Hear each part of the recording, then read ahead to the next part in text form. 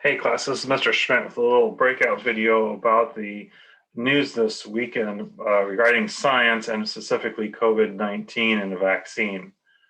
So important thing to realize from this new news release from Pfizer is that they said they have a vaccine. It's completed phase 3 trials and it is ready to go before the FDA review. And it's important to note this was not released in a peer-reviewed journal. This was a press release. So first I want to talk about what is a peer-reviewed journal. Okay, this is from the San Diego State University, a peer-reviewed journal or a peer review process. The articles are submitted to be reviewed by scholarly peers. So these are experts in the field that are going to evaluate the article prior to it getting into the magazine or the journal, where then other people, other scientists could review it, okay? So this is what we're gonna look for in the coming weeks, is that the Pfizer data should be passed on to a peer-reviewed journal. The editors will pass that on to experts in vaccines and viruses, and those people will decide if the data and the science is correct, and then it will get published, okay? So until we have that information, there's still a little bit of skepticism and speculation about the authenticity of this data. But the preliminary data is very promising. 90% vaccination rate from the injection, 90% of those improve. And then of the 40,000 people they've tested on, it's shown to be safe and effective. Okay, so let's think for a moment about what are vaccines, and that has to go to what are white blood cells, and what do white blood cells do? Well, white blood cells are part of your entire blood system, okay?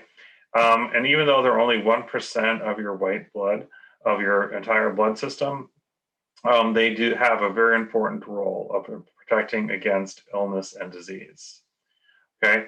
And so the white blood cells and some specific kinds within there are at war with any foreign objects in your body.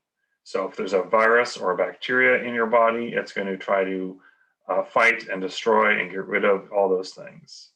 Unfortunately, that sometimes means if you have your kidneys replaced or your heart replaced or any of those types of things, your immune system sometimes attacks those as well. So there's some people out there who have had like heart replacement surgery or their kidneys replaced, and they have to take medicine to stop their white blood cells from working, okay? But most people still have their white blood cells, and that is going to be what keeps them safe and healthy, and what we can take a vaccine to help activate the white blood cells so that they will be able to fight viruses faster and better as soon as they come in contact with our body. So when white blood cells do that, if they have been properly vaccinated, the white blood cells will correctly identify the virus, take it in, attack it with some special microbes and chemicals inside the cell, inside the white blood cell, destroy the virus and eject the broken pieces back into your bloodstream. Okay, so that the virus will never have a chance to infect your body as a whole.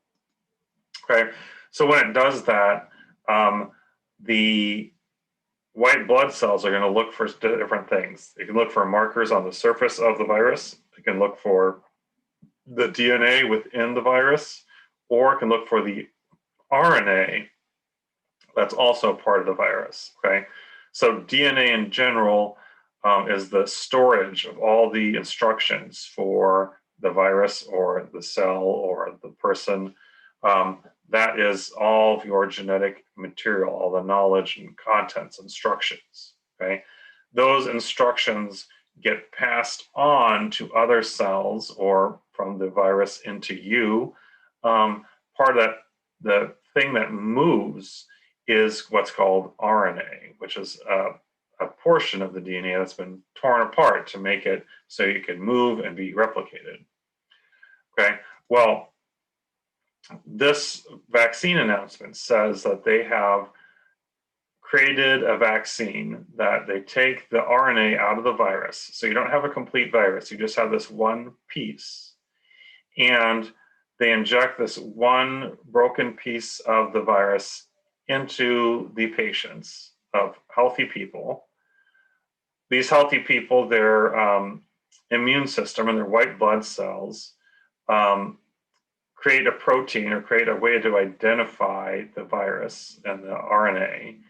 And now they have these activated T cells ready to attack should the virus ever appear.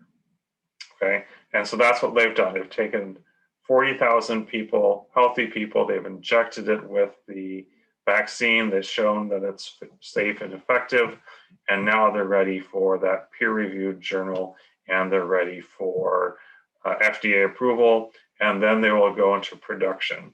Okay, now this is a slow process.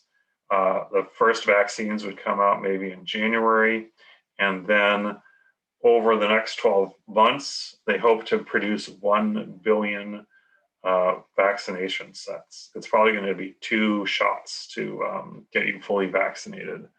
Okay, and it's important to note that even if you get vaccinated, there's a possibility that 10% of the people that get the vaccine still haven't built up immunity. But the fact is, if everyone else in your house and everyone else in the neighborhood has been vaccinated and they've built up immunity, there will not be anyone around that can pass the vaccine to you, which is also true if you're that heart patient or you're that person who got kidneys replaced. Other people, if they get vaccinated, they won't carry the virus and they won't bring it to you, and there's no way for you to get the disease, even though you may have some medical reason why you cannot get vaccinated. Okay, so that was a little side note leading into our week.